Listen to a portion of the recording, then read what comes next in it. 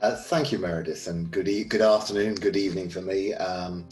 It's a pleasure to be joining you. I'm just very sorry I can't be with you in person. I was very much looking forward to my Harvard trip, but there's obviously much worse inconveniences going on. So this is what, whenever you are going to talk about global demographic aging, you'll be awash with statistics. So here are some of them here. This is the percentage change in the world's population by age. So the fastest growing age group in the world is the number of people aged over 100.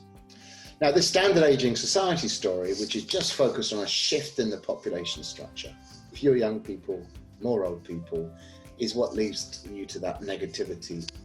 Now, my starting point is that, of course, those facts are true. I mean, they're projections and they'll be slightly wrong, but actually demography is one of the easier things to predict going forward. But somehow we've turned a good news story into a bad news story, because here's the key statistic. On average, people are living for longer and they're healthier for longer. So what I want to propose is there are two things happening. There's an aging society, which the demographers focus on. The average age of society is increasing. And if nothing else is changing, then that is a problem in terms of economic resources, the working population and health. But there's also something else happening. How we're aging is changing. I want to call that the longevity economy, because this is about everyone having more time and the potential to age better and have more time to exploit. So I want to think about longevity as having two parts. One is the malleability of age, improving how we age. But the second thing is having gained more time. Let me come back to the age malleability issue. And one of the ways we've got a bit hung up about age is that we have a society that is now obsessed about chronological age. But actually, for most of human history, people haven't known how old they were. For most of human history, whether you're young or old, has been about your physical prowess or possibly your stage of life. Are you a mother or a grandfather, etc. If you measure age chronologically, then of course aging is not malleable. We always age 1 year every year because that's chronological time. But if the most important concept of age is not chronological, but biological or sociological or psychological, then of course age can be malleable. But I want to focus not just on age malleability, but on time. If you live to 70, you have 125,000 hours. If you live to 100, you have 220,000 productive hours. That's an increase of nearly 100,000 hours. So what do we want to do with this extra time? And you can see, I hope already, that that's not about end of life. We have this word aging, and we then slip into being old and being aged. And we think that all these extra years of life have come at the end, but actually it can be distributed across many different periods.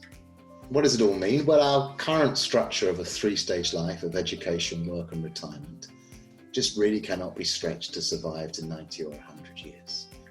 So what we're beginning to see is a breakup of a three-stage life. We're seeing a multi-stage life. One where you may have several periods of education spread over time. Sometimes you might have a traditional linear career. Other times you might be self-employed. There'll be periods of transition. And of course, the great thing about this multi-stage life is it can be arranged in lots of different ways. This longevity has huge implications, but I guess stress it's not about being old, it's about all of life, not the end of life. We're seeing the creation of new stages and whole new ages. There's a massive corporate agenda here. The financial system, the education system, all needs to respond. Economically, this is a huge emerging market. I think there's three different parts to this longevity economy. There's what I call the aging society, the grey economy. But then there's the age malleability industry, the younger for longer, or what I call the recreation industry. This could be gyms, this could be Chip Connolly's modern elder camps, but we're going to see a great growth because, of course, what is the most important thing is if you age well, then that longer life is a good life. And then there's what I call the reshaping of time. So, education is no longer going to be front-loaded, but stretched out across all of life. So what does all this mean? Well, the aging society story says demography is destiny. But if age is malleable, if there is a longevity agenda, we can do something about that. So how do we maximize longevity economy? We need to support older workers and find ways of maintaining them in work if they wish. We need to support longer productive life. So I say adult education is crucial. All's well that ages well, we need to make sure that people do age well. Diversity is important. We have to make sure no one's left behind. And then here's, I think, a request I would make as an economist. We need to target longevity, because only if we target healthy longevity will we start to see governments take this topic seriously. What I find is very few firms, governments or investors understand what is happening. But we focus way too much on an ageing society, and we need to start getting individuals and governments to understand the importance of the longevity economy.